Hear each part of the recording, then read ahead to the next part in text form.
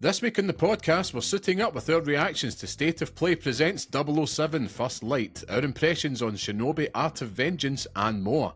Plus, in our main topic, we're asking, how do you actually choose what to play next? Is it vibes? Is it guilt? Is it FOMO? We're unpacking the chaos behind our game choices and peeling back what really drives us with increasingly limited time. Plus, in this week's Pixel Picks Showdown, we're going undercover, from gadgets to stealth kills and tuxedos. We're picking the best spy game ever. All this and more on this week's Pixel Parents podcast.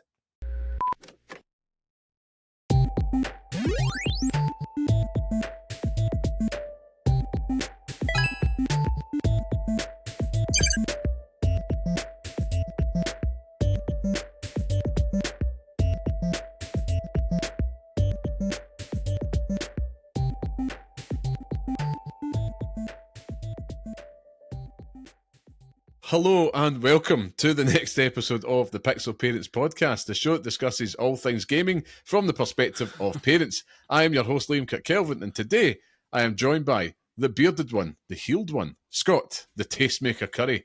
How are we feeling, Scott? The sun shines on me. No, not actually, but the light is healing me.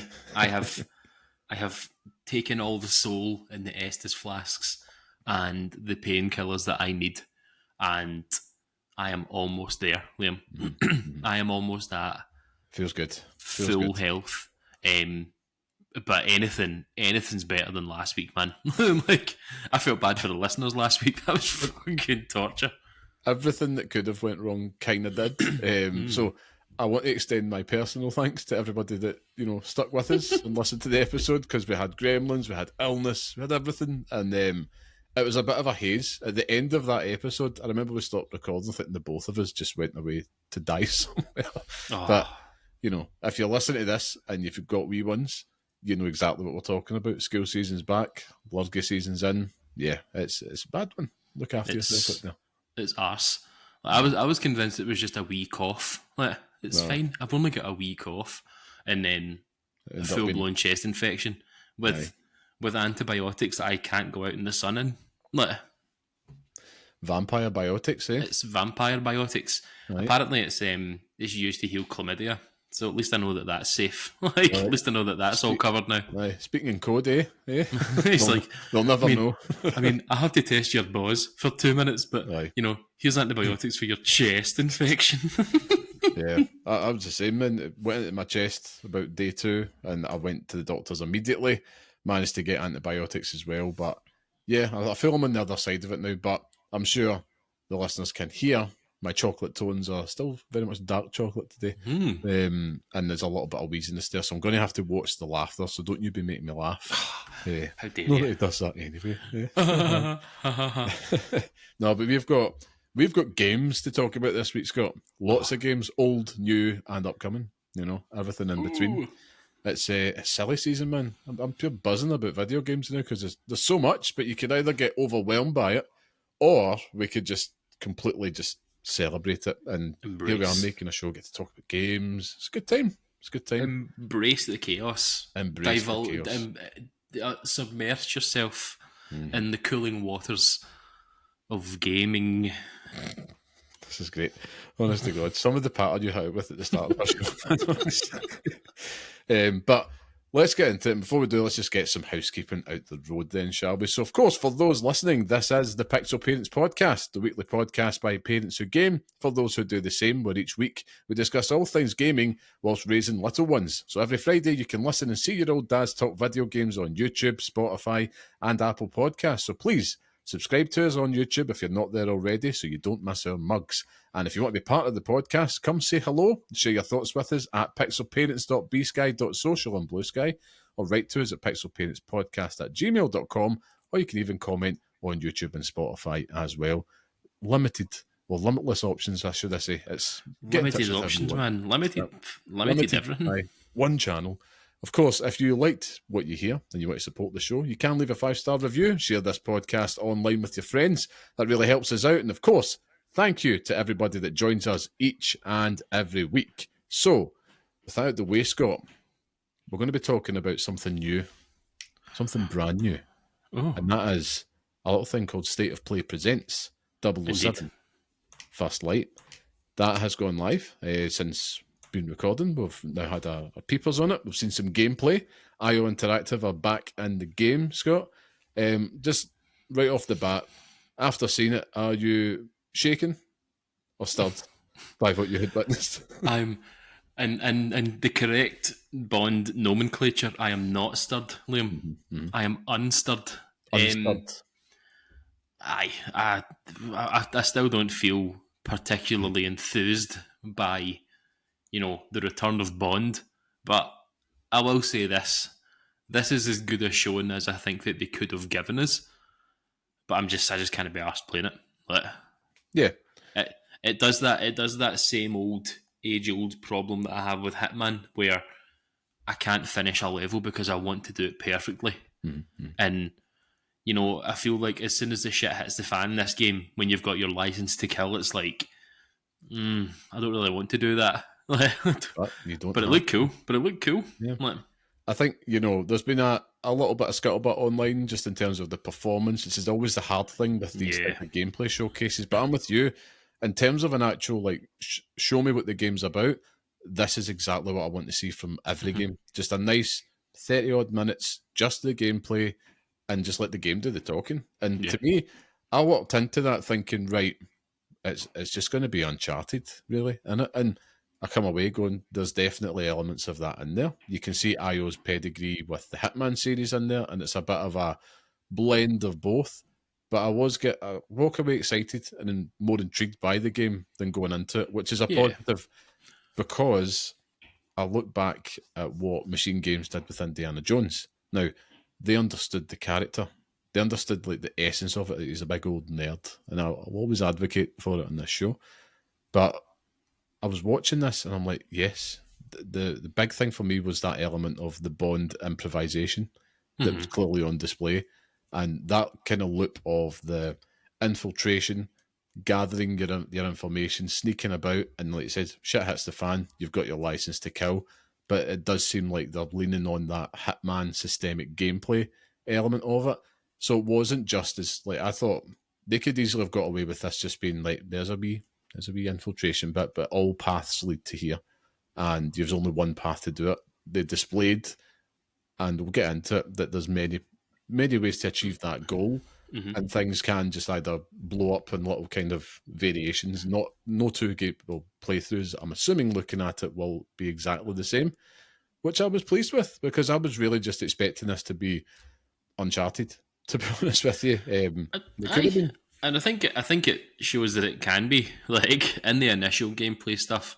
They did sort of show us off that mission.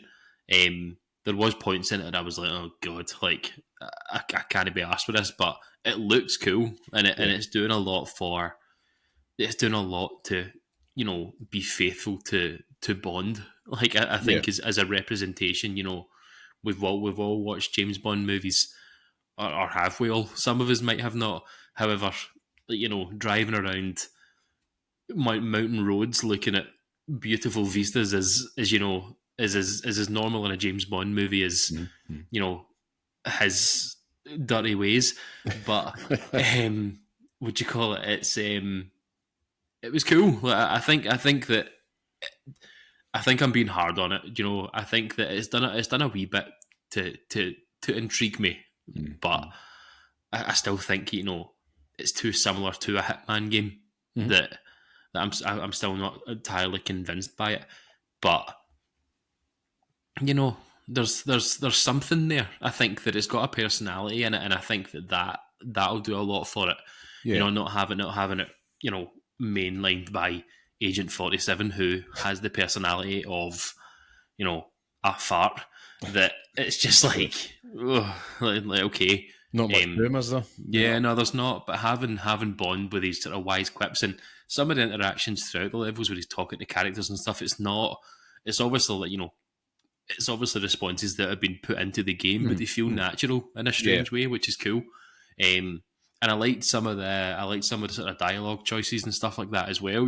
Like where you see on one of the missions where you talk to like a model or something like that, or like, you know, something like a publicist or something, and you have different ways that you can answer the questions and stuff, and that dictates sort of what happens. So that's pretty cool. So there seems like there's a lot in there, Yeah. and you know, testament to the fact that this game was rumored for a very long time and is now showing up. So Yeah, and so soon, you know, 27th so soon of March, yeah, 2026. So, you know, 2026 is already looking jam-packed full of big, you know, chunky blockbuster games, you know, with GTA 6 looming. We'll have that to get out the road before we get to that as well. But, I mean, right off the bat, you know, the state of play just opened up. They didn't mince about. They just went straight into it. And you're there driving the Jaguar up the way at the start of this mission. Bond is taking the role of the driver. And I was immediately getting kind of Getaway vibes just because... It was the indicators. The indicators came on. Aye. I was like, oh my goodness. And it did have a little bit of a... to be complimentary, there was a crisp stiffness about it. And that was... At first I was thinking, I'm not sure. And that was kind of the vibe of this state of play. The more it went on, the better, and the more I understood. And it's probably a good lesson. I can't just judge it on first glance, first light. But it does look good, you know, very much the AAA experience, fitting of the IP, which I'm glad to see. The lack of the HUD in moments was very good, very minimal when it was used. And the music, I think there was the little touches I appreciated, getting the vibe and the tension, building it up. He's on like a balcony, he walks up the stairs and he walks out to like a balcony, and you can hear the sort of the trills of the Bond music, and you're like, ooh, that's nice. That feels nice. It's those wee touches that really make something like this, and that's cool. Yeah, I think, with that, it did still look like a work in progress. You know, I think some people online have said it looks dead rough. Now, that could be streaming. There's been people that actually got hands-on at Gamescom with it, not ourselves, so this is just, you know, hearsay at this point, but they said that layer of polish was actually there, but it can only get better at this point. I mean, looking at the scene where he's in the plane, if you're looking at, you know, how rough it got, it looked horrendous from where I was watching it. Now, I've got no doubt that why would they post something like that if it looked that bad? I was trying to think of something recently. We watched like it was one of these showcases. I don't think it was a PlayStation. I think it was a Nintendo one, and they showed off a game and it ran terribly during the whole thing. Can't for the life of me remember what it was, but it's like you wouldn't show off something like this if it ran awfully. Like, do you know what I mean? Just annoying people before it even comes out.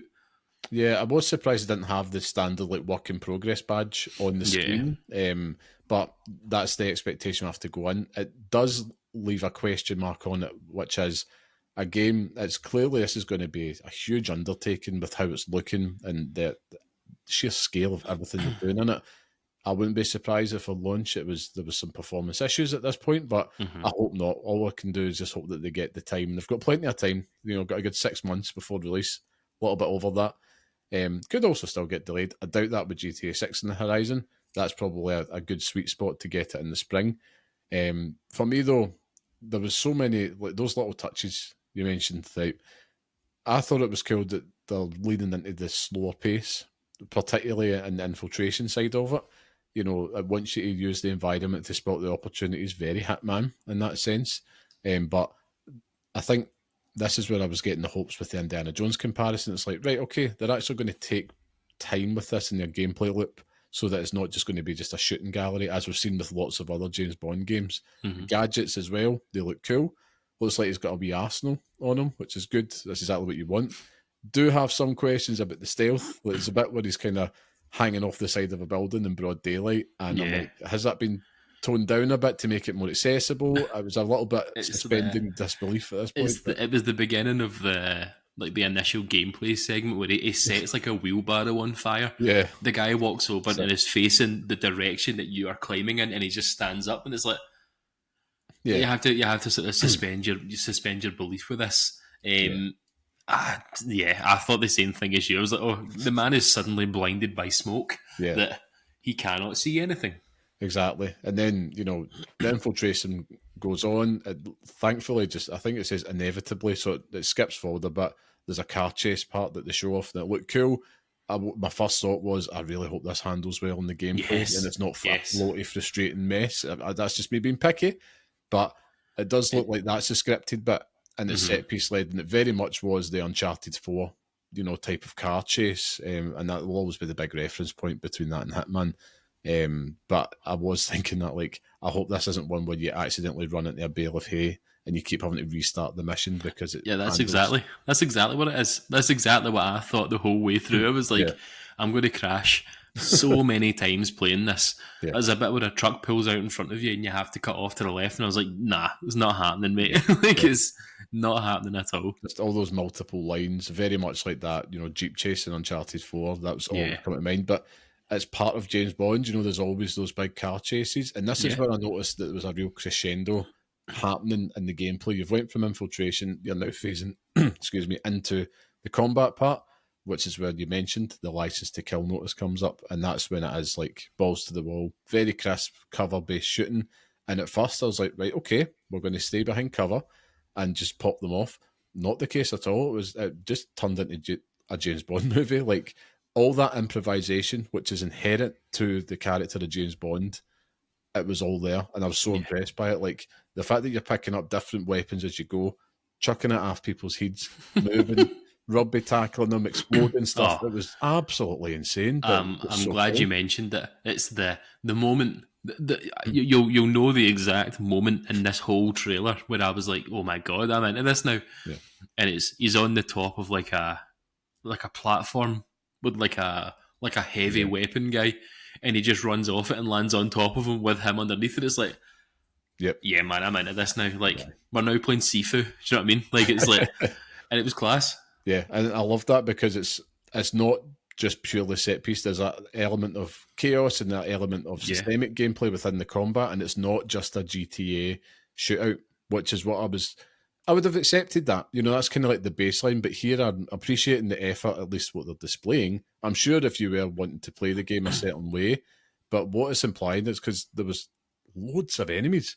So if you're going to stay behind cover, I'm looking at that thinking it's actually the game's encouraging you to move forward and to just go for it, make it up on the fly, as you would see James Bond do in the movies, which is great. I mean, he's a bit of a wrecking ball, to be honest with you. But and then you get to, it goes inside the plane. You can kind of bank it left and right. It did look rough, but, work in progress. I hope they fix that. But next thing, when you jump out of a plane, you have to get a parachute off some like random goon mid-air. Very much Uncharted, but Bond as well. And it's that pure improv spirit. The thing that impressed me the most, I'm like, if these missions all play out like that, they build up slowly, with the infiltration, then it kind of all of a sudden balls to the wall combat like that.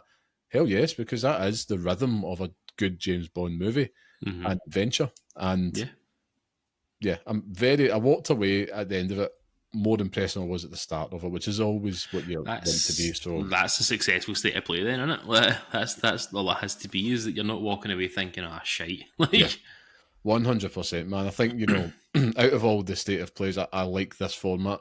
I like them focusing on the one game and just give us that and get rid of all the filler. I don't care if some mad skin is coming as part of your PS Plus subscription. It's like this one just felt less desperate. It felt like we're not going to always have these big games to focus on, but see, we'll talk about it later in the show. They could have did that with any game. They could have did that with Silksong, you know what I mean? And they could have just did 30 minutes of gameplay. Now, granted, I understand why they didn't, right? Because that's their moment. But the point stands to reason. You could do it with any game of any type of anticipation, and I think this format works really well. We spoke about it, I think, was it last week or the week before, just about what makes a good game showcase, and I think this is exactly it. That two-tier approach. Have your big, massive, all bells and whistles, loads of announcement ones, far fewer in the year, and then just do nice focus ones and give the spotlight to a game. It doesn't always have to be big AAA bad boys. It could be ones that you've an indie game that's coming to PlayStation Plus for all I care. Yeah. It doesn't need to be half an hour. Like, do you know what I mean? It doesn't need to be a half-hour showcase. Give us like 10, 15 minutes just to give us an update on what's happening with it. That's all we need. I think that's good.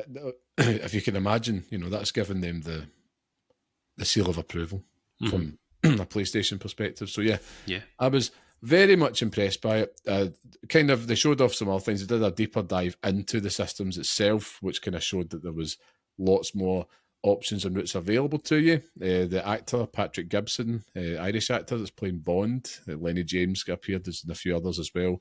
I'm awaiting the Moneypenny grifter outrage. I think there was some of that in the chat. Screw them. But yeah, other than that, it was a very, very solid showing for that game, and one I'm keeping an eye on, Scott. Definitely going to be keeping an eye on. So I'm excited for it.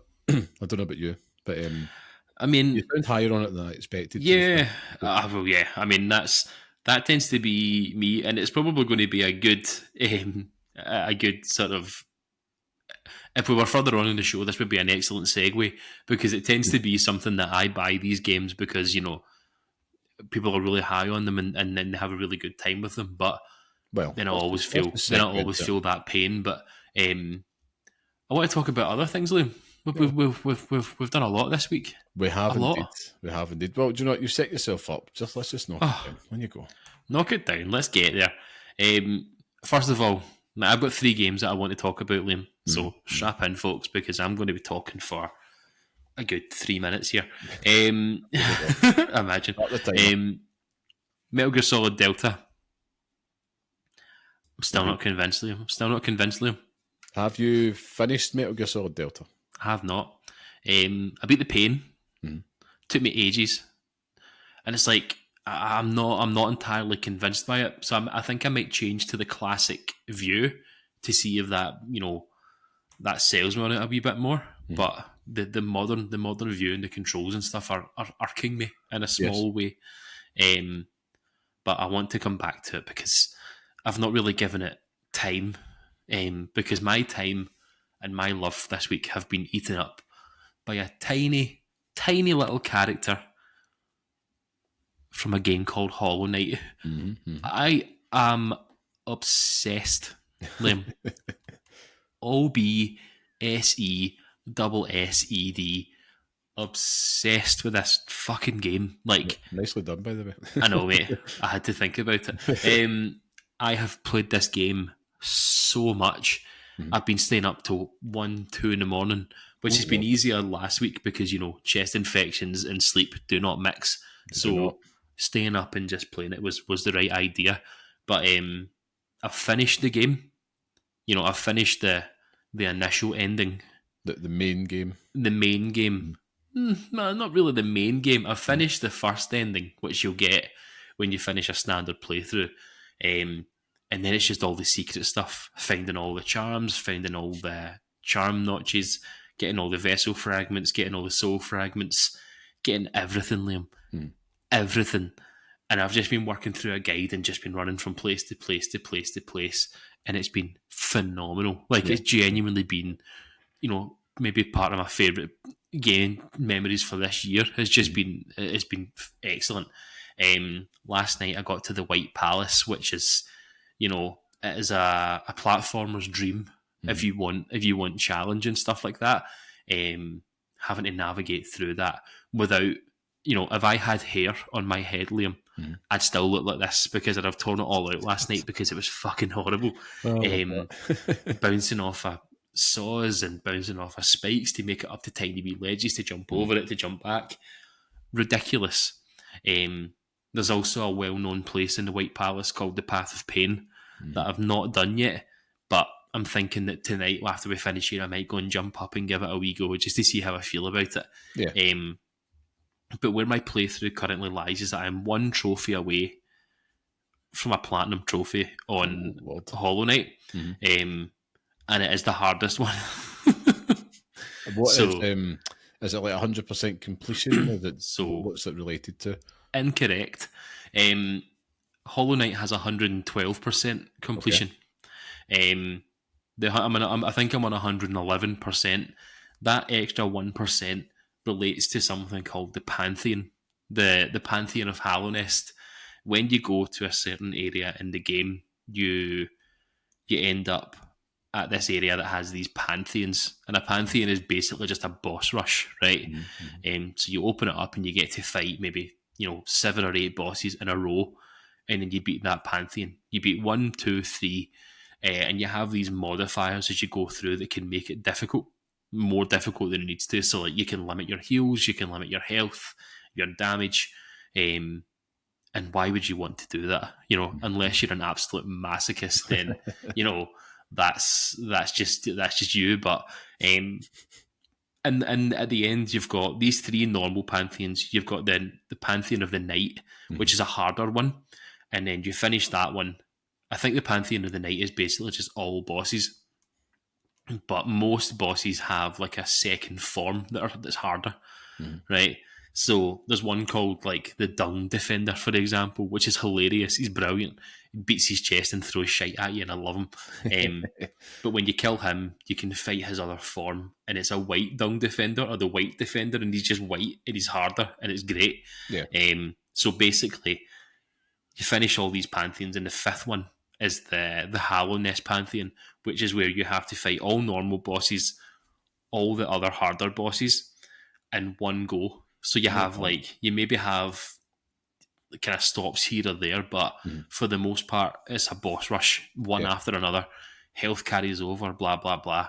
But your final boss on all this is the Absolute Radiance, which is a phenomenal name for a boss. Like, excellent name for a boss. And the way it flashes up on screen when you go to fight him, it's just like the screen goes white and it's just like Absolute Radiance. And it's glorious. You're like, oh my God. And you spend so long just like looking at him that you forget that you're actually having to fight this guy. So it's like spikes are coming in from each side. You've got flashing things coming at you. You've got wee orbs and stuff like that trying to hit you. And in itself, it's a platforming challenge. But then you're also having to hit this guy. And it's brutal, man. I'm getting there though. I mean, I've made it to him, which is the hardest part. For the first part, actually beating the guy is going to be the more difficult part of it. But that is the only thing from me getting a platinum trophy on this game, and I can't have it happen. We're a day away from Silksong, mere hours away from Silksong, and I cannot have this blemish on my record. So, it will be done. I believe, Scott. Let's do it. It's so good though. Like, who'd have thought that this game, a game that I tried years ago and just couldn't get on board with it, and it is just hit like a ton of bricks. I think, it is, you're not the only one. I've noticed it in a lot of other podcasts that I've been listening to the past week, and it's been a big topic of conversation because Silksong's about to arrive, much anticipated. And of course, and it's FOMO is a factor, and it 100% is, but it fascinates me what it can do to players because every single one of us it's happened to. And you know what? It can be that, but it's the vibe, it's the timing, it's everything. There's been so many times where there's been excellent games we've played, and for whatever reason, it just doesn't hit. I mean, for me, I was the exact same. I've tried Hollow Knight a few times through the years, doesn't click. Just doesn't click, man. I can't put my finger on it, but as we always say, don't force it. And who knows? I will go check out Silksong because it's in Game Pass. You might as well. And let's just see. Who knows? It could be. I think there's been examples of that for both of us as well, where the sequel clicks better than the first one. In fact, for a lot of people, Mass Effect 2 comes to mind for me because Mass Effect 2 clicked with a lot of people in the first one. They just couldn't get on board with it. But that's why the second one is clearly better. But it's a good example of that. But I'm delighted for you, man, because it's good when you also not only a game clicks with you, but when it does turn into be one of these like all-timer experiences. I mean, that's what it's all about, isn't it? At the end of the day, so it's brilliant. Like everything from all the daft wee characters that you meet. There's a wee guy called Zote the Mighty, and he's just a wee old guy, and I think I love him, Liam. Like I think I genuinely love his face. The music in it is phenomenal as well. Like, and it's one of those games where if I'm not playing it, I'm thinking about it. I'm thinking about it all the time. So I am ravenous for Silksong now, which you've hit on it. That you've hit on it there as well. Like a lot of people are too. I mean, I think it's peaked now higher than it ever did in the past. Oh yeah, and all over Reddit. Because I've been on Reddit every so often checking out different things on Hollow Knight as well, and that you've got people who are on it talking about playing it for the first time and loving it and stuff as well. So it's excellent. There's also a glitch in the game. There's an invincibility glitch that you can use. So if you were ever keen to play it, there's a really easy way to do it that you could just fire through the game and just enjoy the world. So it's quite funny. but you do feel a wee bit dirty for doing it. You're like, oh god, I know. shouldn't have done that. I shouldn't have done it, but I just wanted to see if it would work, and yeah, I had my fun with it. But that leads me on to another tiny game that I've played for this week, which was a game that was given to us by the publisher people. It's called Duck. Dangerous Ultimate Cartridge Kidnapper, which mad name, an absolutely mad name. By a team called Duck Team. You can get it pretty much everywhere you play games. So if you want to go and buy it on PlayStation, Switch, Xbox, on Steam, on you go and do it. But in a week that I have been obsessed with Hollow Knight, this has been like a tonic where I don't have to think about anything that I'm doing in it. I can just switch off and play it for half an hour or so often if I'm angry about something. Like if I've died too many times to one boss, I'm like, I just need to turn this off and just play something else for half an hour. Yeah. This is what I've been playing. So it's effectively it's like a WarioWare game. So if anyone's familiar with that, it's just tons of wee mini games. I wrote tons in my notes, and then I've realised that you actually have a cartridge in the game that says 101. So it's obviously 100 wee mini games. And what it does is that you have these 5 ducks, so they're all friends, and they're all, piled around this old console playing this 101 cartridge on their telly. Nice. But when they lose the game, they lose a life. And how they lose a life is that one of the ducks gets taken away, and then you've got 4 ducks, then 3 ducks, 2, and then 1, and then you lose. But where this game is just, it scratches something in my brain that I didn't know needed scratched. Like, you've maybe got 20 seconds per minigame, maybe even 30 seconds. So you only have enough time just to get used to how to play it, and then you move on. But it could be games like, there's like a battleship type game that you have to hit you have to hit it in the right place to get it on time. There's a sorting game. There is, oh god, there's a racing game. There's pirate ships. There's all sorts. I mean, there's too many to even think about, to be honest with you. And that's only scratching the surface of what I've done on it. But there's like loads of meme things as well. Like you've seen the meme before. It's like a Shiba dog bonking something on the head or something like that. There's like a game like that. Have you seen the one? It's like an angry woman pointing at a cat, and the cat's sitting like a dinner table. There's that, isn't it? It's like there's a game where you have to eat something's dinner, and that's cat. It's so weird, but it's just mindless fun. There is a story mode, and there's a mode called Golden Duck where you basically have to perfect your performance in each game. So you go through easy, normal, hard, and you basically have to get the high score for it as well.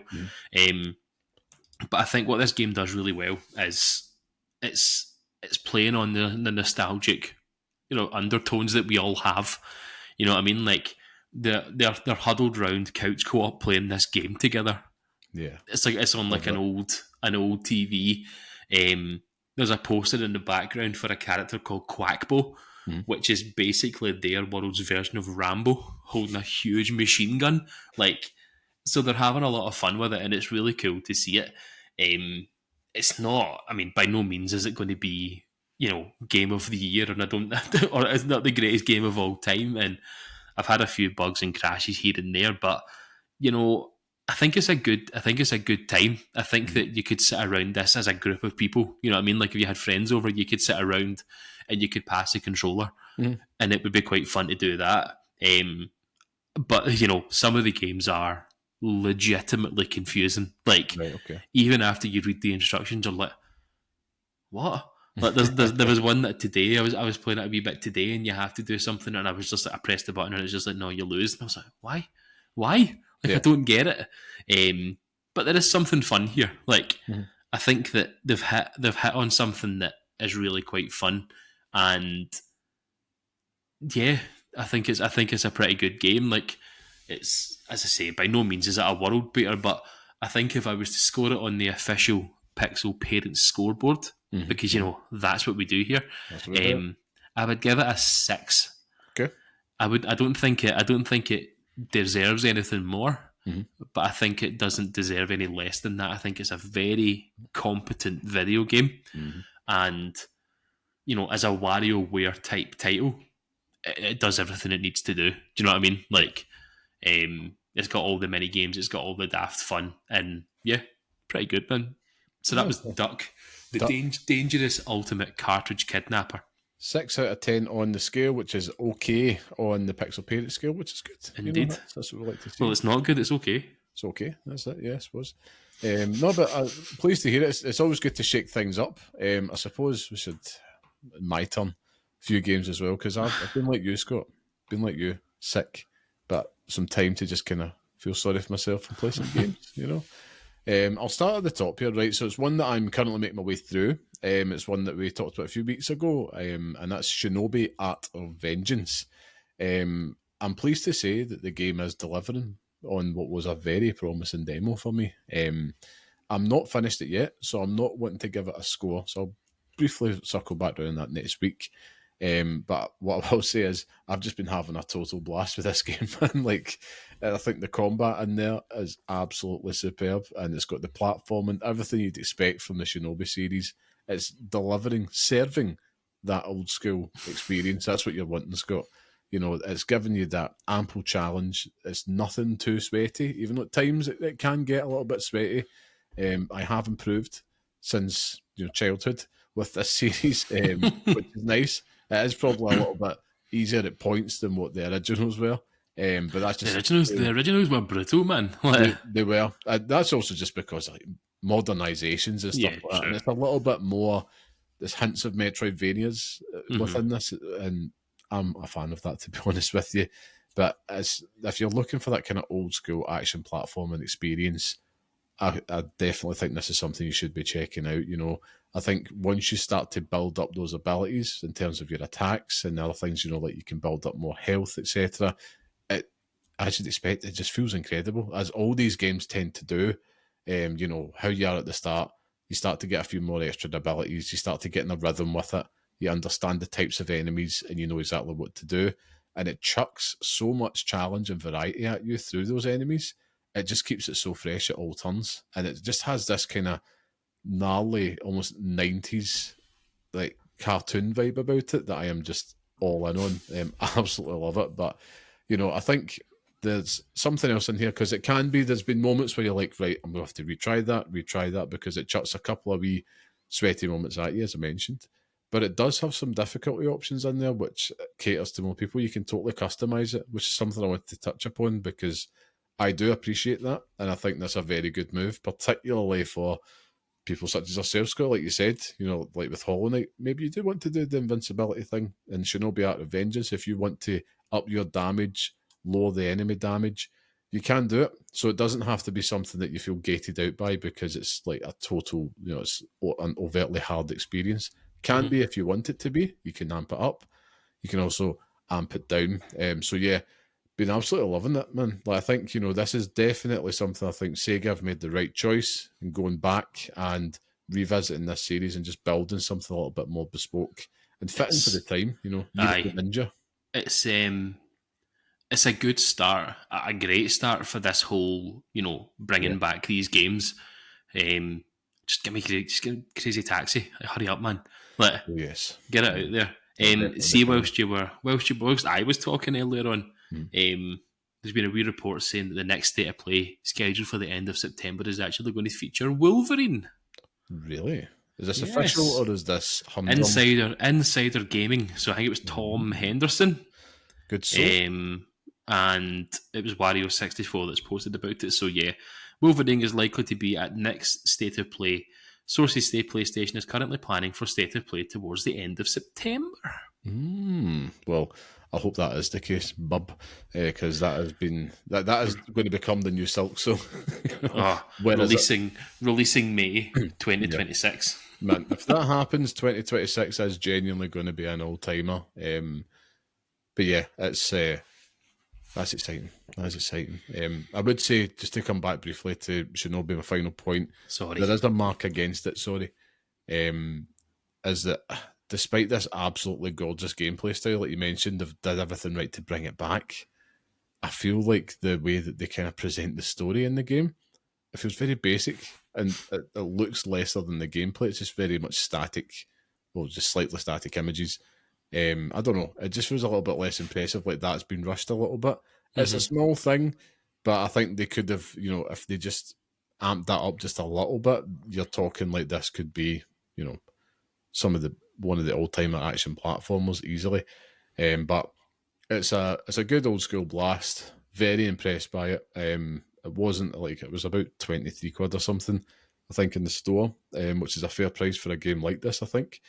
And also really good one to have handheld. I've been playing it in the Portal. I've been playing this on PS5 Pro, but I've been checking it out in the Portal as well. Just a perfect pick up and play game, man. So yeah, I'll come back with my full score on that next week because I don't like giving scores until I finish the game. Game that I did finish though, whilst I was off, was one you mentioned earlier, and I'll keep this brief. It was Metal Gear Solid Delta. For me, Scott, I'm going to be giving this game a 9. I'm very, very He's high on it. Yeah, He's I'm high on it. I thought the remake was just superb, man, and I think I can walk away recommending it to players old and new because it does cater to both. It feels like the PS2 classic when you do go into the classic mode, but it's tidied up to that modern standard. I think if you're like you and I, you might feel a little bit, what's the word? Almost janked out of the experience with the modern controls. It does, for me, I think it just made everything easier. But that meant that I could fly through it at points because I did play it full playthrough in the modern way, and then I went back and did some of the classics as well, just to see what it was like. It has, though, just made me want to play the classics again. And it's one of those ones, in my mind's eye, I always thought of Metal Gear Solid 3, all of the Metal Gear Solids, should I say, as long games. And you found this when you went back and replayed Metal Gear Solid, the original, how short they actually are. Oh man, it's frightening. You can finish Metal Gear Solid in an hour. Yeah. Maybe just over an hour. It's disgusting. Metal Gear Solid 2, I believe there's a trophy in Metal Gear Solid 2 for finishing it under like 4 hours or something like that. Yeah. So it's just the time's just inflated through cutscenes, which we all know. You know what I mean? Exactly. That's not a secret to anyone, but it's just ridiculous, man. If I could recommend anything to anyone, it's just playing the Metal Gear Solid series all the time. Just play it forever. Yep. No, you won't go wrong. Metal Gear Solid 2. Just get that remade next. Give me riding. If we picture Delta as a series, right? So we're giving it a 9. For me, I've walked away thinking, do you know what? Make Metal Gear Solid Delta, but do it MGS4. Just do that. Do what you did here, but for MGS4.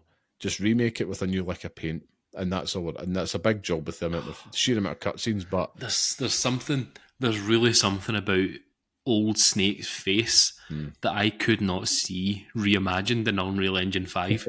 It just suits that engine. Like this ugly face. It's so ugly. It's that kind of like piss filter brown that was all over it. Piss filter. I love Metal Gear Solid 4. That's amazing. I'm a total Metal Gear Solid 4 apologist, man. Like, Metal Gear Solid 4 is one of the best in the series. Fucking excellent. So good. Really, really good. But I think let's do that because MGS4 is it needs a bit of love, Scott. It needs to be brought forward to the new generation and then do the proper reimagining of MGS1.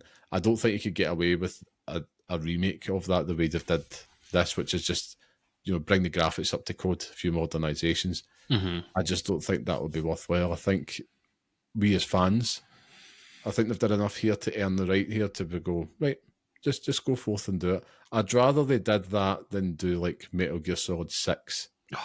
You know what I mean? I have to disagree. I just wholeheartedly.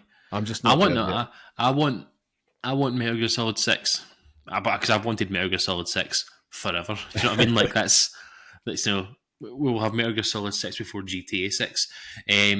However, imagine. I know. I mean, look how quickly they've come out with Silent Hill F after I know it was Bloober Team, but they're obviously working on something in the background. And they're being respectful to the source material. I don't think you can go in and you can butcher like a Metal Gear Solid. I think you have to do this Delta for them all. Like I think Delta is the way forward for all of this. Maybe you do like a Snake Tales kind of thing that you would do with Metal Gear Solid 2 in the first one, just to sort of beef it out, or you remake the VR missions or something like that. But there's definitely something there. I mean, there's juice in that orange, and squeeze the fucking damn hell out of it, Konami, because the fans are thirsty. They are indeed. It's definitely something it's food for thought. I'm excited to see what they do with it. But yeah, I don't think it'll be the last we see of Metal Gear Solid anytime soon. I still have my tinfoil hat about Fizzing. I still think that Kojima's going to go back to Metal Gear Solid before he retires. I just have something in the back of my head that's going to be like, the comeback of the century. Because Fizzing, as the very little we know about it, but the impression is he's kind of doing a Metal Gear Solid-esque game. It's like, just go back, mate. He can't help himself. Even when he's not making Metal Gear, he's referencing it and everything. Do you know what I mean? Exactly. And he's posting about it more on his social media and stuff as well. And why is it 10 years since the Phantom Pain as well? Which is vile. Absolutely disgusting. I hate that fact, because it's horrible. We were a bit youngsters when that came out, I bought the collector's edition for that game, and then we found out that you could get it from that game store in town. What was that game place called again? GeForce. Yeah. GeForce. You could get it in GeForce 2 days early. So I bought it, the collector's edition, and then I went to GeForce and bought the other edition of it as well. Yep. Just to play that opening. I remember going home, putting the game in, and just sitting at that opening screen at the hospital, and then the man who souls the world plays, and then it's like, even now, goosebumps, Liam. Goosebumps. It's been 9 years on my anus. It's Christ Almighty, that's a quote of the show. I remember the day you told me it's like they're selling it, and I got in the car, drove to GeForce and bought it, and then sold it for 40 quid. Once the collector's edition arrived, but the hype was unreal, man. I'm going to go and play that again. I think I'm due a Metal Gear Solid 5 playthrough one more time. Do you know, I've been thinking about it since beating Death Stranding 2. Fire up the engines. Just play the opening. Just play the hospital opening, man, because it's some of the best shit you'll ever play. It's so good. So off the roof, mental. But anyway, I digress. Speaking of old games, the last one that I managed to get time with in my illness was Gears of War Reloaded, as I'd mentioned. Indeed. For me, I think score-wise, I'm going to give this an 8, and I'll tell you why, and it's an odd one. The game itself, Gears of War, is a 10, but the package here is essentially the same as Gears of War Ultimate Edition, and in that it's a timely update on what they've enhanced previously with that version of the game.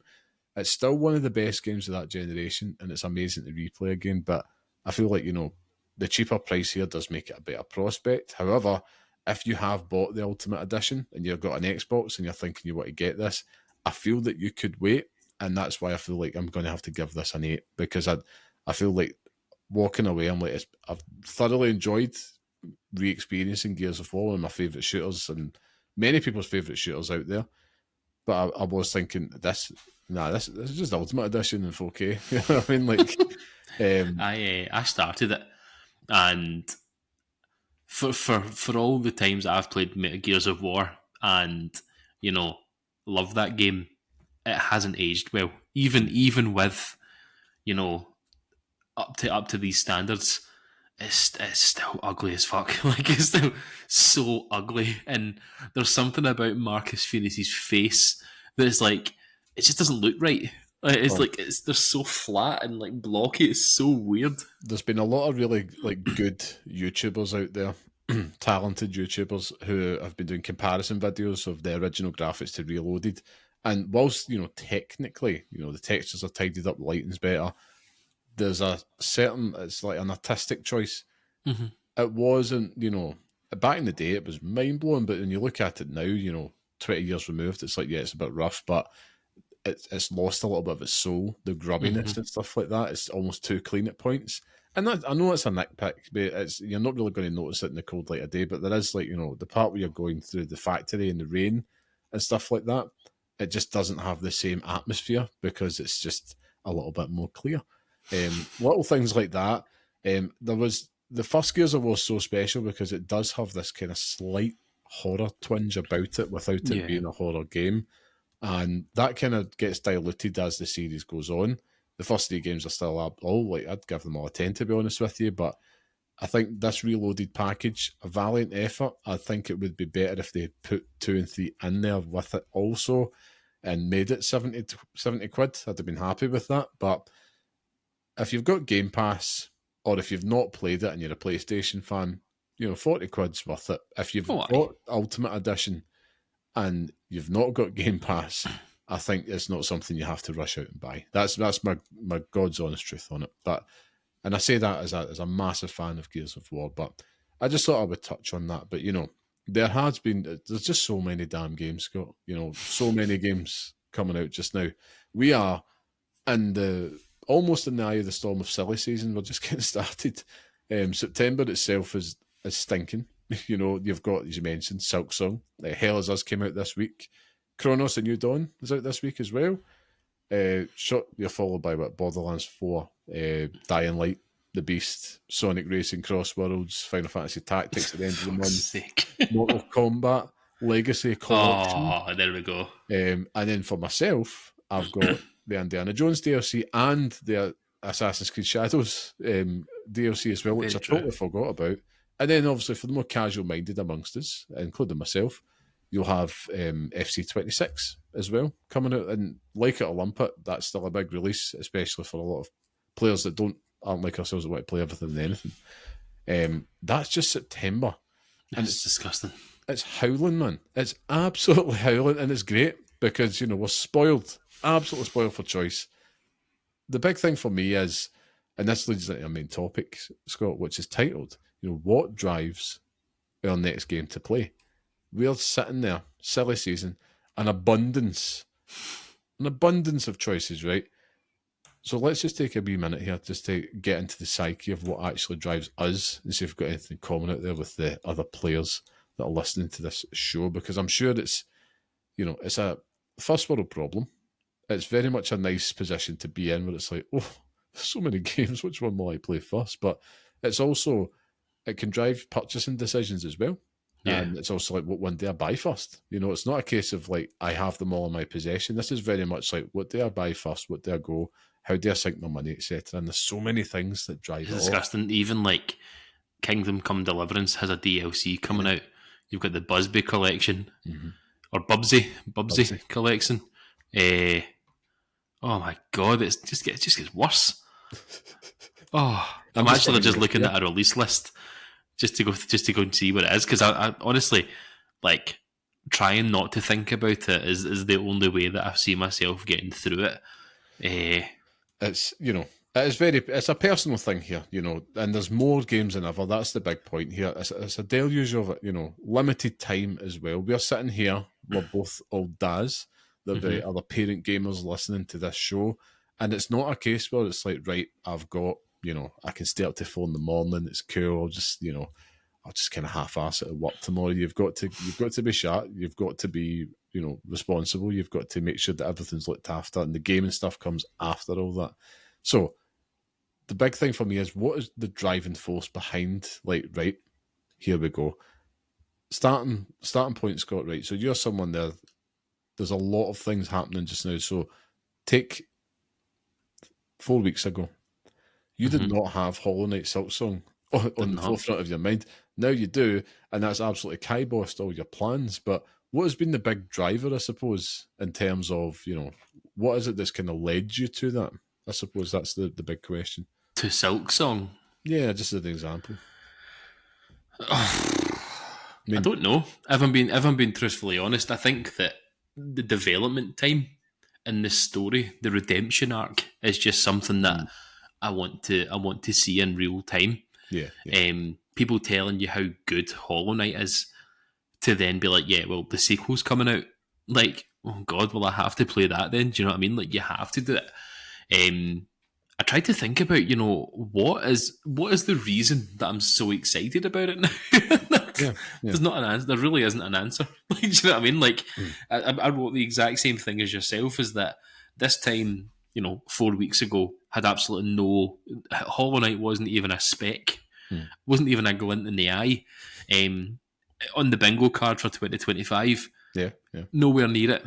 Nowhere near it. We were all making jokes about Silksong being announced, but there's something where I think that we went through, the year of the log, and we had the chat about the backlog, and Hollow Knight was on that list, and it just felt like the right time to do it. So I think it's just the accumulation of all these things all at once have just hit in a strange way. Yeah. I think the way that they've gone about the announcement, I think that if they had done it at Gamescom through Jeff Keighley, I might have been less excited about it. But the fact that they said, look, we're doing this ourselves, listening to people like Kinda Funny talking about the actual team in development, looking at Team Cherry as well, just like we talk about trying to support indie developers. Mm-hmm. Do you know what I mean? And this is them at the forefront of all this. Do you know what I mean? So that's the real lovely answer to that question. You know, supporting an indie developer in the moment they really need it. But to be honest with you, in some selfish way, it's maybe just to try and stay relevant in terms of the conversation. Like, do we want to be a podcast who aren't in on that conversation? Like, there seems to be in 2024 was a fucking nightmare for it. And I wrote this in my notes and it was brutal, like looking at the games that we played last year, trying to keep up with the schedule because it was fucking horrible. And we said at the end of last year we weren't doing that anymore. Like, it was impossible to keep up with that financially and mentally. But with Silksong, everything has just hit at the right time. It's on Game Pass, even though I'm going to buy it on PlayStation. And somewhere in my brain, it's for this podcast, I want to play it so I can come on here and talk about it because someone might want to listen to it. Do you know what I mean? Of course. I'd like to think that, let's stay on that beat, right? The podcast, the responsibility of the podcast, I suppose. And we did come to that decision, like to almost take a book club, a game club type approach. We mentioned it before. And you're right, the two words you used there, one of them being the financial and the mental strain. But, we aren't, every now and then we have got the opportunity to be given review codes, which is great. Always appreciate it. But that's something that we would never ever take for granted, nor is it something that we plot or plan. It's just kind of, all right, cool, fantastic. But 9 times out of 10, we're purchasing these games like everybody else, and if not, will tell you. And that does play into the selection headache that we do have, because we can't, don't get me wrong, we're both numpties and we probably will try and keep up as best as we can because we want to. I don't think we've ever bought a game because it's like, we should really play that. If that was the case, I would have bought Hell Is Us this week. A game that, whilst I enjoyed the demo, it's not something I'm going to go sink 50 quid in just now for the sake of talking about it on the show. And we're also not in that position, where you could get handed the code. It's not that type of podcast. And there are other podcasts out there that do have infinite resources and accessible means to get those codes. For us, that decision, the responsibility does come into it, yeah. I suppose I've had that with, it does line up. Shinobi Art of Vengeance, because we both like to stay in touch with it anyway. And Shinobi's something that's came out this week, Metal Gear Solid Delta. They were already on our radars anyway, and things lined up. And I'll do the usual. I'll make sure you've got the pennies there, and you can, hustle your way towards them, however ways you see fit. And we get there, and that drives a big thing for me. Ultimately, for me, it is like I'm always looking for that next new thing that fits within the taste. You're the exact same. And it's just, I look at it as such a privilege that we get to talk about it in the podcast as well. But you are right, though. There is those odd moments where maybe we have to spend a little bit longer with a game than what we have to before we move on. I'm trying to think of an example. I've got that in abundance here. When you talk about last year, initial episodes of the podcast, we were talking about a game we were so high on with Final Fantasy VII Rebirth, but we moved on. Next game after that, Dragon's Dogma 2. Do you know what I mean? I keep on bringing it up because it's pure shite, but it's like I stuck with that game longer than I wanted to, because I wanted to come on here and talk about it to the legions of people that were listening to us at that point, And I think that if we had video at that point, you would have seen the mental breakdown of a man playing quite possibly one of the worst games of all time. It's so shite. It's so pish. I just love your hatred for the game. I've only played 2 hours, so I have no opinion on it yet. But 60 odd hours or something like that plugged into this game, and it didn't get good the whole time I played it. I was like, what the fuck am I doing here? But that was a game that, buy it because of FOMO, buy it because the podcast, this was the initial days of the podcast and we're trying to stay relevant. So playing these games as they're coming out to try and make sure that we're on the ball and in that conversation. Now, only a small podcast then, so how many people are you actually going to reach? And Yeah. I like to use that as the barometer for our success now. However, it was one of those games where if we weren't on this show and I had bought that, I'd have been like, fuck me. Like oh my God, I cannot believe I've done this. I'll even say the same for Metaphor ReFantasio last year as well. For as much as I loved that game, it lingered on far too long than it needed to. And it was one of those things where I was like, oh my God, man, like I'm playing it to finish it for the show, but fuck that. Never again. Monster Hunter Wilds for this year for me as well. Enjoyed my time with it. I mean, for a Monster Hunter game, I enjoyed the time that I spent with it, but in the long run, I'm no longer in that ecosystem, and that's not what that game wants from you. You want to be in it the whole time. People are still playing that game now, doing updates and DLCs for Street Fighter characters and random collaborations that they always do. But it was one of those things where, it'll be good for the show. Don't want to miss out on playing this game for the show, so I'll buy it and see how we get on. And I've learned that maybe Capcom is the problem, Liam. Maybe it's not me. Theme here. Maybe it's Capcom. yeah. I mean, you know what? It's good that we can talk about it because I mean, authenticity is the name of the game, and even if it was like if we were doing this podcast that just went to one person, I feel that weight of that responsibility to make sure that we do have some element of current relevancy to give them a steer on what's happening. But we can do that by talking about the news. I'll talk about the state of play stuff as well. And if we so happen to like it, if our tastes line up, we will play it.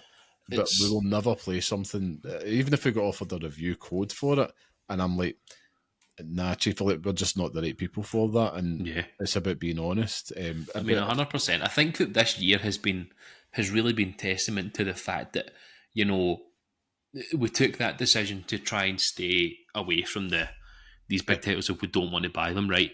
But in the conversations we've had this year, Cyberpunk, The Witcher 3, all the Grand Theft Auto series, games like Hollow Knight, playing Fallout 3 for the first time, The Last of Us Part 2 all over again, the Outer Worlds and stuff like that have been some of the best experiences that I've had this year.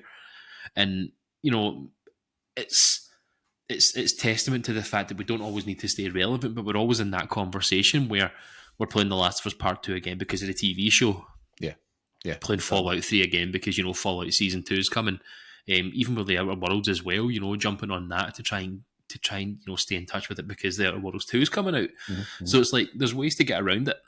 And, there's things that we can do to try and stay in that conversation, but also just playing games because you want to play games. Playing The Witcher 3 recently was fucking brilliant. It was just a complete journey because it was, spending that time with Geralt and going through Vela and Novigrad and Tucson and stuff like that. It's this is great, genuinely brilliant, and it's maybe going to, inspire someone to go back and do it themselves, and that's what it's all about. Giving time to these games and not fearing missing out. No FOMO. No FOMO is the sort of the thing to that. But you say all that, is great in practice, and then Silksong gets announced, and you're back in that wave. Do you know what I mean? Yeah, and it's good that we touched on it because I mean we talked about podcast pressure as one thing that drives it, and it can a bit. I don't think we succumb to it as a negative driver, but it's something that we are conscious of. But personally, I think we as gamers, I share that in common, is we've all FOMO'd out on stuff, and I think it's because there's that longing to be part of the community and the conversation and the hype, and there's nothing like it at the time, and it's great. It's almost it's a little bit of a social pressure in some regards because for me, the one thing me fine well that I loathe is spoilers of any shape or form. I don't even want to know what colour of hair some of these characters have. I'm very, very particular on it. I just want to go in and just build my own impressions of something. And, I treat that same as with a film, for example. I just don't want to know anything, so I'd rather just go in blind and enjoy it. and that's probably like I'll add that pressure on myself. FOMO, Dragon's Dogma 2 was one. You know, sometimes you'll get a game that wasn't on your radar. For me, it's if the review scores drop, which are always a good barometer of, you know, a purchasing decision. If there's somebody, you know, if there's a writer out there they've expressed an opinion, given a review, and your tastes align for me, I'm like, okay, I know I kind of have similar tastes to them. Maybe I should check this out, and I'll pick it up. And I've definitely done that. I can't think of ones immediately that have come to mind, but I can. It's funny you should mention it. You're reading my notes, I'm sure of it. Because you're talking about social pressures. I didn't feel this way on Twitter because I didn't curate the greatest following on Twitter. But since joining Blue Sky, it's a place filled with like people who are actively playing games, reviewing games, showing off games that they're making and stuff as well. Like, it seems to be a place where people want to show off what they love, and I love that about it. And it has led to, you know, some experiences where I potentially wouldn't have bought a game or even looked at a game. And, you know, Hell is Us is a big one right now where I'm seeing people play it and talk about it, and I'm like, oh man, I can't do it. Kronos as well is a big one where I'm trying to veer away from it because, you know, the 4 purchase year is still intact. But it's like I could stretch myself, and I'm seeing people play it and I'm like, shit. Like I'm going to fall into this trap all over again. But when it was Twitter, you know, when it was Twitter back in the day, there was a couple of games that you're talking about being influenced and having that pressure and seeing things online, not wanting to see spoilers and stuff. Baldur's Gate 3, I remember being on Twitter when that came out and being obsessed with like looking at people's builds and seeing the stories and stuff, seeing people shag bears in it. It's like, yeah, man, this is the game for me. Like, this is the kind of game I want to play. So Baldur's Gate 3 was a big one, and Sea of Stars was another one.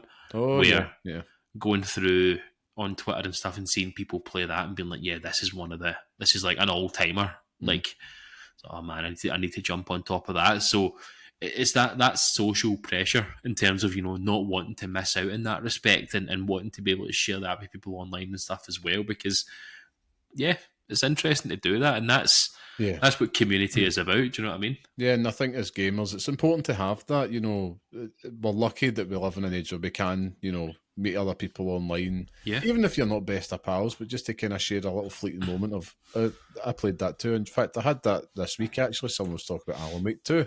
And that's another driver, a big one, is recommendation. You get that through community, you get that through your friends, like such as yourself. You said for ages, look, Liam, I know you're a shite bag, I know you're a coward, but you need to play this game. And I'm so glad I took you up on it, because it ends up being one of my favourite gaming experiences, just like yourself. And it's like, cool. So glad I did that. And then I had an interaction with somebody on Blue Sky that I've been following. First proper interaction. It's like they're at that same point where they're thinking about playing it, and it's like they're about to do it. It's like, yeah, go for it. Look forward to seeing your thoughts, because you're in for a treat.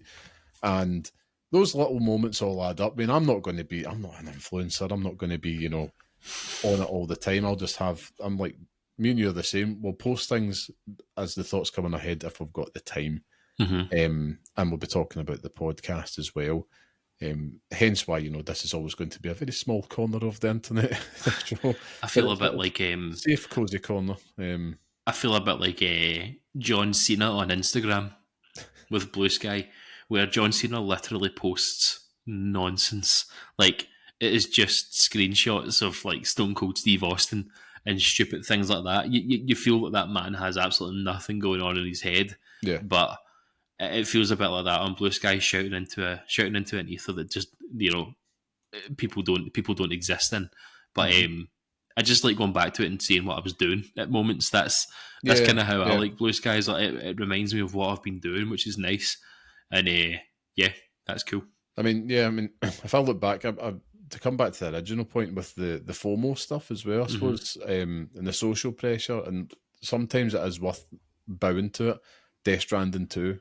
Yes. You know, the first game, it's not that it didn't click with me, but I thought it was a 6 out of 10. There's parts I enjoyed, but it wasn't this, life affirming experience. And that's another thing. You know, your own taste will dictate it.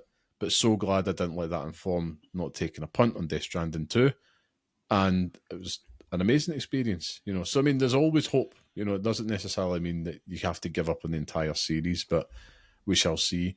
There is the guilt element as well, I suppose, when you come into the FOMO part of it. It's like, maybe I should be playing this. And that's nothing to do with the podcast. It's like you said, enough people, if there's enough smoke, there's usually fire. But then there's the other one. The best type of driver for me is mood and vibes. And I look at something like Tony Hawk's Pro Skater 3 and 4 that was out this year. A game that you could just play endlessly, effectively. And that was, it was during the summer. It was absolutely way hotter than it needed to be. And all we all want to do is listen to some new punk rock and just, try and get some high scores, which I was able to do, no flexing. And, we can do that. And then that's where the casual game. Post the high scores. Post the high scores. I shall. Release the Tony Hawk's cut. Show us one run of Tony Hawk's. Well, I will, actually. I should just stream it one night for us all. I've got, I'm looking back at the recently played on the PlayStation alone. There was a night where I had just played PGA Tour on I love that. I love those nights. Because you're like, I'm in the mood just for playing everybody's golf as well. I download and delete everybody's golf almost on a weekly basis because I've got things like Untitled Goose Game. Yes, yeah. Playing it with the wee one. This is funny, and playing that for 5-10 minutes and being like, that was fun. Tropical 6. I have no intentions of ever playing these games for any longer than about 10 minutes, but it's always fun just seeing where the mood takes you. And there's also, I find it funny as well, and a big driver for myself, but I know you share it. And I think a lot of other gamers do, hence why you look at the release schedule. I think there's a seasonality aspect, and we are more likely to play multiplayer games in the winter months than what we are in the warmer summer months. Henceforth, why you always have that COD season for both of us, but there'll also be things like we'll go back to Split Fiction, Gears of War Reloaded's there. They'll have all these options where we'll just be in that really big multiplayer phase together. And it's usually after a big, deluge of single player, big meaty games. You'll have Silksong out the road. We'll have played Outer Worlds 2, all that stuff that we're looking forward to. Octopath Traveler 0, all that stuff this year, right? And that's going to happen. Don't you worry, that's going to happen for both of us. I can't wait. And, we're going to be sitting there and it's like, I just want to play something at the same time. And that's very much a vibe thing for me. And it's a seasonality that's a big driver. And ultimately, I think it's good. I think ultimately it is the more positive drivers behind our gaming choices and what's driving us to play. I'll speak for myself, actually. I'll let yourself go, see if you agree, disagree. But vibes and all that is the big thing. There, of course, is those kind of, I would say, negative drivers, such as the FOMO, the more guilt-edged ones. But, when you've got limited time, ultimately, if there's a game there that I'm not vibing with or not in the mood for, I am not wasting time to do it. And that's probably been the biggest change I felt since becoming a parent gamer, is that in the past, it's like, I'll waste a night. The ultimate sin that I could commit for myself is to waste the very little free time that I have. I hate that feeling. And there's nothing worse when you give a game a good old try with the best of intentions and it just doesn't click. And you're like, damn, that's 2 hours I'm not getting back. And it's time to go to my bed because I've got work in the morning. Yeah. Absolutely fuming. 100%. I'm sort of with you, to be honest with you. Time is precious and time is money when it comes to these games and stuff as well. I'd love to say there's a one size fits all answer to how Scott Curry is influenced in playing games. Is it FOMO? Is it vibes? Is it the responsibility for the show? Is it just taste? Do you know what I mean? What is the answer? But there isn't an answer. It's just something clicks in the brain, and I am off. It's like Balatro. I was just looking at it on my playlist. Now, Balatro was not a game on my radar, and I think if we hadn't done this show and I wasn't so in tune with media and people online, then I would have no idea what it was.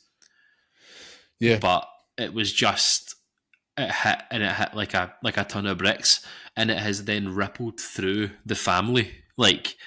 Nephews are playing it; they know how to play poker now. On holiday, we're playing poker at a table, me and two 15-year-olds just sitting there playing poker, and they know the hands, and it's just like there is something so beautiful about that in terms of the recommendation and how you can influence the people to play games, and that's sort of how it works. Do you know what I mean? Yeah. Like, that's just a sort of natural way, and that's how it used to work on the playground. Someone would tell you, "Oh, if you played Crash Bandicoot, by the way, there's a wee, polar bear in it or something." Do you know what I mean? Like, I can't remember what Crash Bandicoot has, but there's a wee polar bear in it too. there is a polar bear. There you go. So it's like it's just evolved over time, and there's more ways now for us to be influenced. We get more shows about games than we ever have before. We're just coming off the back of a state of play which is basically made to influence you to play the game. After we finish this show, we'll both go for a piss or something and read our phones as we're doing it, and go into Blue Sky, and somebody will be talking about a game. Indie developers are all over the place. YouTube ads, TikToks, everything. Do you know what I mean? Like, it's just you're being bombarded with so many things. I've seen more adverts for the game King Shot in my life, Liam. Like, I have seen so many adverts for it, and I could not care less. It's like hashtag not sponsored by Kingshot. Yeah, I mean, a big Kingshot. If you want to come and sponsor us, then you know what I am. I'll pretend that I'm playing this fake game. There's that big bag of cash. Oh, I can't believe I'm being overrun this early. I will have to kill all these people first. I know. What's your closing thoughts, Scott? What drives me to play is money. Big old bags of money. I certainly love me some Kingshot. Yeah, it's just you're being influenced from more places than ever before. There's clips all over the place, and it's brilliant because I love seeing that shit. Like, I love it, seeing daft moments in games and seeing people stream and seeing all these things, because it's just a complete, a shopping aisle of different things that you can view, and these are all things that are made just to influence you. And was it the Alana Pierce video where she was talking about the economy of time? Oh yeah. Look at that. Great video. Pulling this out my arse. But it's all of these things are vying for your attention, and as teenagers you'd have all the time in the world. As parents, that time is limited already, you've got to wait till the wee one gets to bed before you can even think about games. The countdown. Yeah, and then even after that, you want to spend time with your loved ones if you've got them. You want to spend time doing maybe some work or something like that, catch up on things, catch up on TV shows, and or sleep, sleep. Yeah, those. Yeah. But if we're framing it around the economy of time for games, is that so many things are vying for your attention all at once. The right game for you is just the game that you're playing. Do you know what I mean? Like, and you'll know if you know. And if you don't know, then now you know. Well, it's just a little window into our thinking on it, because I think, we're in the lucky position to be doing the podcast. I love it just to get a little bit of, lifting the curtain a little bit. And peek behind. Yeah, because, we've been talking, we do a good job talking about current topics on the show, but I think it is, good to talk about what's driving the next game we play, because that hasn't changed, because our time is still strapped. The thing is, we do not do this as a full-time job. It's on the side. Imagine that. It's just it is a complete, what's the word? Not even like a dream world, but it's just like, it seems unreasonable that people will literally, they will play games for 8 hours a day just to create thoughts on them. Yeah, I don't envy them. Sounds great. It sounds great, but that's a fucking nightmare. Like, trying to come up with thoughts on a game after playing it for any time's horrendous. Yeah. Part of the most stressful parts of these episodes is trying to remember what I've played and what's actually happened in those games and forming thoughts on them. Listen, trying to do that in an official capacity is fucking brutal, man. There's nothing worse, and you think it would be great, right? I've been fortunate enough to be handed review codes for some pretty big mainstream titles. There was one for the show, Star Wars Outlaws. Got a review code on that, and having to play a game of that size within a weekend, you think that's brilliant. not when you've got, toddlers jumping about. Like you said, you've got the missus, you've got the dog, I've got the tortoise, I've got all this stuff, I've got to feed people, wash your clothes, wipe your ass, all the usual stuff you've got to do, Scott. And then you've got like a 35-hour game on top of it, and nothing would give me, like, you think, right, we're in a gaming podcast, right? Gets to next year. Big old Johnny Rockstar rocks up, says, Scott, Liam, there's 2 GTA 6 codes for you. Batter in. I would honestly, I'd have to second guess, because I'm like, I'm not going to play that the same way. I'm not going to get to enjoy it on my own terms. And I don't mind saying this because we're not going to get that code anyway. I'm not even going to bloody try. But it's like, I'm going to tag Rockstar in this post, so just big be wary of what you're Rockstar. saying here. That's it. And I don't envy it, because it's something that I do feel for, bigger creators, full-time creators, I would say, that with this is, their bread and butter, that's keeping the lights on, that's putting food on the table. And they've got, right now in the middle of silly season, all I've got to do is kind of think about my most precious commodity of time. But they've got to think of it in a different way, is that if they don't use that well, it means no money. We can just turn around and go, yeah, we're not talking about hell as us this week, but another one would have to fart it out over a weekend because that is worth, 20, 40,000 views, and that could pay a member of staff. And the thing is, if you want to give us a copy of Hell of Us, then I'm here for it. I'll fart it out, but it's not to put a downer on anyone that wants to give us codes, because that's what we fucking want. I mean, that's the dream. Getting shit, but it's the same for everybody. But you're absolutely right.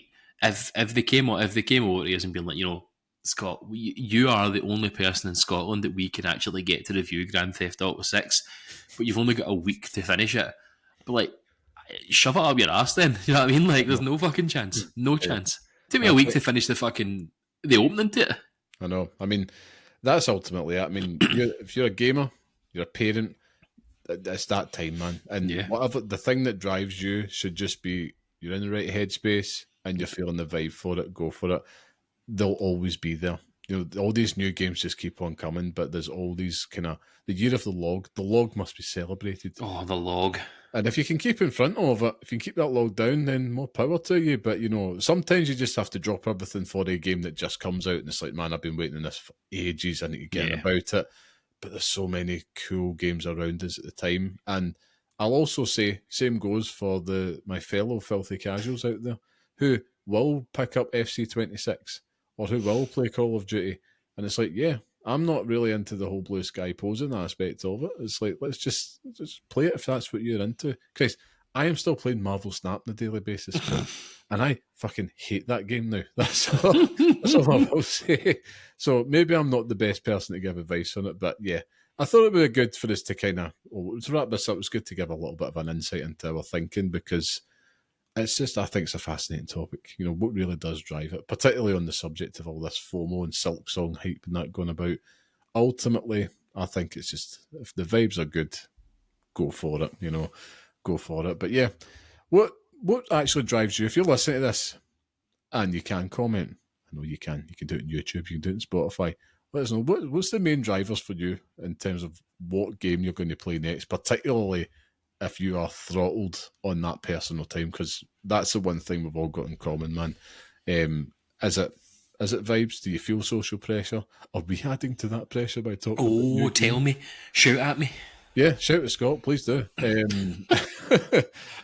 I think we should move on to our next segment of the show, but let us know in the comments. But on that note, that does mean that it's time for the Pixel Picks Showdown, where each week we each pick a game from our chosen theme and we decide which one deserves to live on the hallowed Pixel Picks list, which is our definitive list of the best games we recommend and pass on to the next generation of gamers.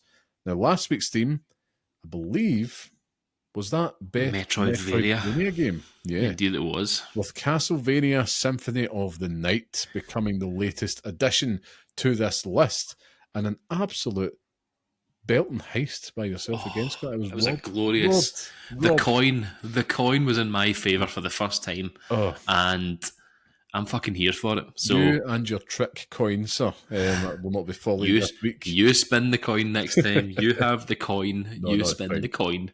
It's fine. It's fine. I like the guilt weighing on your conscience. But of course, that means in this week's showdown, we're going to be debating what best spy game we think should feature on the Pixel Picks list. Now, as always, last week's winner goes last. Technically, it was me, but I was robbed. So, Scott, that is you. So I'll be going first this week, keeping things nice and confusing there for you. So let's get to it. This was a fun one. We picked Spy Game because, of course, we started off the show with 007 First Light. It just felt right, and Spy Games, there's actually quite a few to choose from, but there's not that many in recent memory, Indeed. So I found this quite interesting to go back, and it led me to my honourable mention for this week because it's a game I enjoyed so much that I just wanted to just show a little love. And that's kind of what I've been doing with my honourable mentions the past few weeks. It's not really something that I could have picked for my main choice, but I wanted to just show a little bit of TLC because these games deserve some love as well. For me, my honourable mention this week is Counter Spy. I don't know if you remember this game, Scott. I do. Yes. PlayStation 4. Indeed. Just after the launch of it, September 2014. So it's a little side-scrolling stealth action gem. It's came out in PS Plus all the way back in that glorious PlayStation 4 launch, the kind of period, I suppose, that launch year.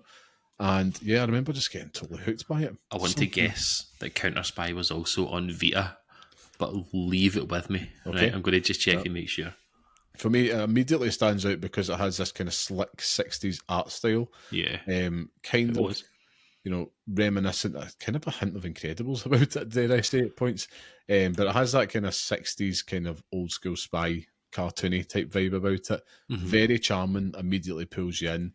And it's still really fun to play kind of side-scrolling action game.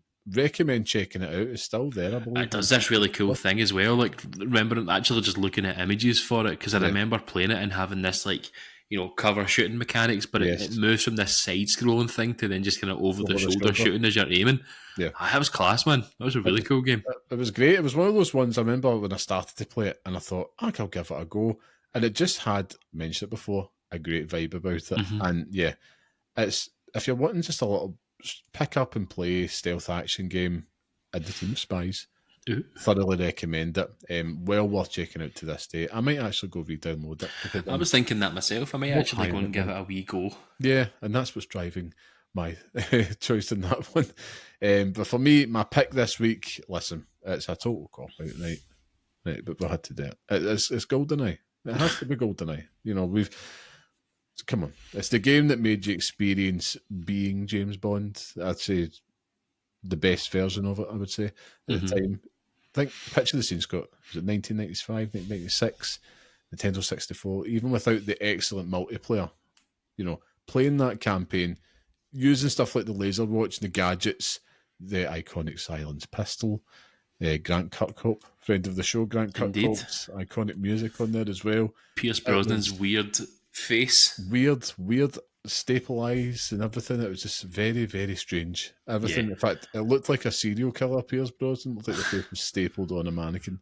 It's I fucking love GoldenEye. Like, even just the film, it is easily the best James Bond movie. And I will fight every James Bond fan known to man on that. Just Sean Bean alone makes it good. So yeah, I mean, if you're going to, it's in the top three for me. I've got GoldenEye, I've got Goldfinger, I've got Casino Royale for me personally. I love Goldfinger. Correct. All three are GoldenEye. GoldenEye is a fantastic Bond movie, but the game is my pick for this week, Scott. So I will hand it over to yourself. I think I preface every single time that we do the Pixel Picks with, I had a very tough time with this week. And it is just because, how do you quantify a spy game? Is it a stealth game? Is it spy elements in it? And for me, it's a mix of everything, right? So let me take you down my thoughts on this. Okay. Because what I tend to do is I throw it into Google and I let it decide for me. Just to find out if my thoughts are correct. Like, could you quantify Splinter Cell as a spy game? Potentially, but it's also a stealth game. It's also already on the list, so we're fucked. My honourable mention for this week is actually GoldenEye, though. Awesome. Did it better than anyone else, and maybe that fucks me up for the actual choice itself, but in terms of it being, 1996, maybe 1997, and having that gameplay before even the multiplayers get taken into consideration, it is, it does James Bond better than James Bond has ever been done. And the fact that we look at that as the poster child for the Bond series is correct. First Light is going to come out and it'll do wonders for it, but the fact that we had a licensed James Bond game in the frame of GoldenEye and it being as good as it is, ridiculous. Play it now though, and it is an absolute fucking nightmare, and handles it shite as well.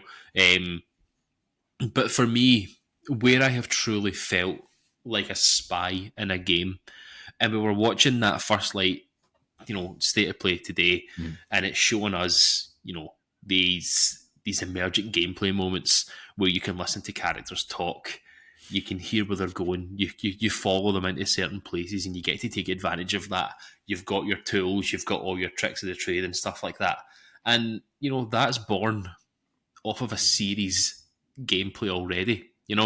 It takes the blueprint from the Hitman series, Liam, and come on this journey with me to a place where we get to talk about Hitman. Hitman, a game that, as a young child, potentially should not have been playing. And no, absolutely not. No, and especially as, a 15-year-old having my hands on the game Hitman Blood Money, Liam, which I think is the peak of Hitman. I think that this is where Hitman peaked and it all got downhill from here. Absolution, gorgeous, still shite though. Right. Blood Money is ridiculous, and it's just like it's the memorable levels, at the end where you're lying in the coffin and you've got the white suit on and the guns, and you come out and it's like Ave Maria and you're shooting everyone. It's got the beginning of the game where you're in the fun fair and stuff like that, and you get to go through and it teaches you how to play the game. The mission that sticks with me though more than any other is the one where you have to take out that sheikh in the casino, and you have to go and find the room with a sniper rifle and line up your shot and stuff like that and find your way down and stuff. It's ridiculous. Absolutely ridiculous. I believe Blood Money as well is the one with the nightclub with the masks. A dance with the devil, I think it is. I might be wrong though, but it's just full of these moments where, it does everything that you would do in a spy game. You get to follow the characters, you get to set it all up and watch it all take place, and it's just you're in out. You change your outfits. It's ridiculous. It's class. And Hitman never got better. I'll say it. The most recent Hitmans are not good games. Oh, I don't know about that. They're good. Now, let me cook for a minute. That they are good in terms of, the limitless options that it wants you to take, right? But they're just not good to play. I don't think they're fun. They lose fun in terms of just they sacrifice that fun element for sheer volume of things that you can do, and it just becomes impossible to manage. Whereas in a game like Blood Money, you have your wee contract, you've got all your different gameplay moments, and you can get in there and get out. And that's the whole game, man. It's brilliant. I love it. Yeah, I mean, I think Hitman, I nearly considered Hitman myself, probably because of all the First Light thing as well. The thing for me is, I look at Hitman as you're playing as an assassin within a spy narrative world. And that's why I've came to GoldenEye, because you're actually playing as a spy in the espionage world itself as opposed to an assassin outright. It's effectively a first-person shooter, Liam. But I'm not going to get angry about it. I've lawyer-balled you here, Scott. I'm over it now because sometimes we have to concede, and I'm the bigger man here. Except that you are losing this week. Aye, it's fine. I mean, GoldenEye, it couldn't be anything but GoldenEye. Do you know what I mean? An absolute masterpiece from start to finish. Yeah, and listen, I wish First Light all the best. Yes. Because if it is very, very good, then it could, listen, we could be doing The fact we do this. Who knows? Who knows what happens? The fact that we have an actor cast as James Bond Yeah, means that this isn't going to be a one and done type thing. Do you know what I mean? Like, this is going to be a series, a franchise of games, as it damn well should be. Yeah, and do you know what? It's I think it's time for that franchise to explore these type of options. What I love about like GoldenEye and all that, and I love James Bond as a kid, and still do as an adult, but it's very much it's all of its time, but I can still appreciate that for what it is. It's camp. It's a little bit. The stuff there that wouldn't meet modern sensibilities, but the same that can be said for a lot of things. But I don't think I like the parts where Sean Connery slaps women in it. That's certainly not good. No. And the kind of the coercion, the whole time it's coercion and the little overt racist elements that's there as well in the Roger Moore era. But it is what it is. There's a nostalgic element to these things, and yeah, I think GoldenEye. It's pure 90s as well. It's great. Honestly, it's one of those films where there are few films that I will watch drunk and watch the whole way through.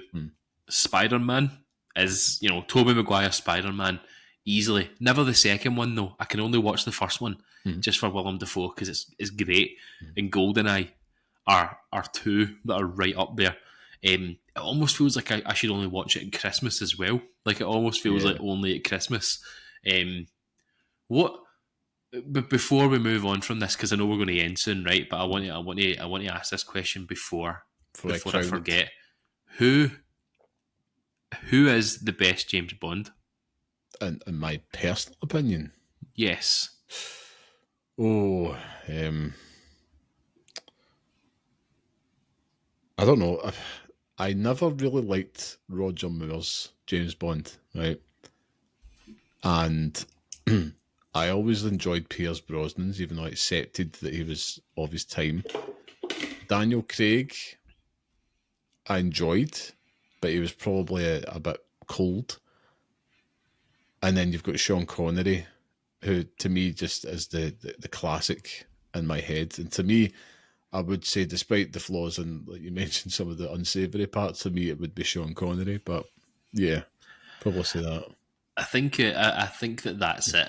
When I think of James Bond, there's two that come to mind. It's immediately the face of Sean Connery, and then I'm like, nah, it's Pierce Brosnan. Like those are the two in my head. Brosnan's a very good Bond. Yeah. I like Pierce Brosnan, and I think with Daniel Craig is that he benefits from having good movies, but they don't feel like James Bond movies. Like I think Casino Royale is quintessentially Bond, but after that, it's just like weird. The more he became James Bond in that series, the less good it became. I worded that terribly.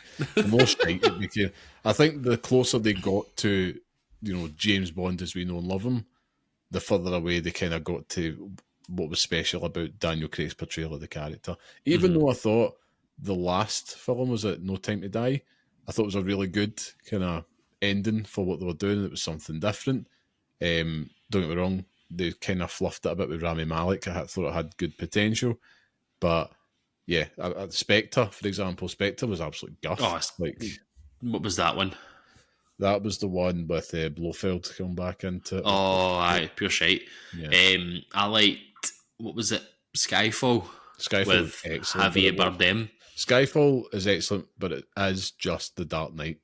Okay? Yeah. Everything about it, absolutely, like structure, everything. I've said this to you the years gone by, it is the Dark Knight. And it is right down to the villains and what the kind of overall arching plot of what the characters are going through. It's the Dark Knight. Graham's going to write his thesis on why Skyfall is the Dark Knight. A special episode on the channel, just me ranting about the theft. Why Skyfall is the Dark Knight. No, but I should probably wrap this up on that note. But getting back to Pierce Brosnan, GoldenEye, congratulations. You are now on the Hallowed Pixel Picks list as the best spy game because Scott did the right thing and conceded to the victor. I'm back on top, baby. That's it. No more disgusting. going past. Absolutely disgusting. Where it goes next week, I do not know. We've not got that far yet, but Depends what on the State of Play list shows somewhere. up next week. I know. What games released next week? What Wolverine? I don't know. Oh, there you go. Coming out next week. Give us that. Yeah, we'll see. But I'm very much looking forward to next week because we will be back. And Scott, you will get to gush about Hollow Knight Silksong, and maybe I'll join in. We'll see what happens. Ooh, I'm going to gush so hard. As I expect you to. But of course, that brings us to the end of this week's podcast. So thank you once again for joining us. And remember to support small independent games media out there. So if you like what you hear and you enjoyed the podcast, please share on social media and tell your friends about us. Or leave a wee 5-star review. It all helps us out and it makes a massive difference. Now, Scott, it's test time, dear sir. So where can people find you online if they wish to engage with you to talk about more Hollow Knight? Hollow Knight. Locate me on Blue Sky at lamaman.bsky.social. I'll be there. Fucking talking shite as usual. No. Like the Jacksons. For myself, you can get me on Blue Sky at carmelite.bsky.social, where I'll be there just shooting the shit, chatting the breeze, all the usual stuff. I do not know what I'll be talking about. Probably more Shinobi. And yeah, if I do partake in Hollow Knight, I'll probably put in some stuff on there about that. And get it played. Things as well. Get it played. Hurry up. I know. Do you know what? I've got a lazy confession. I need to move the Xbox in here in the living room, and I'm going to do it, but I'm not happy about it. I know. It's just my son's playing like a Ninja Turtles game on it just now, and I feel bad. So I don't know. Who knows? I might end up just getting lazy and just buying it for 20 quid. I'm going to buy it. I don't think it'll be as of the announcement. It's not like 15 quid or something like that in UK. All right, well, we'll find out and see. But tomorrow, we shall see tomorrow. Yes, but massive thank you, of course, to our producer and music man, very talented, handsome, and wonderful Mr. Sean Murray. So please go show him all the sweetest, nastiest of love. Check out his work on Instagram at barehandsdesigns and barehandsdesigns.com. He's a busy man, well worth checking him out. And of course, you can listen to the next episode on all major podcast platforms and follow us on Blue Sky at pixelparents.bsky.social, write to us at pixelparentspodcast@gmail.com, or subscribe to us on YouTube at Pixel Parents Podcast as well. But until next time, stay safe, stay sane, and thanks for listening. James Pond.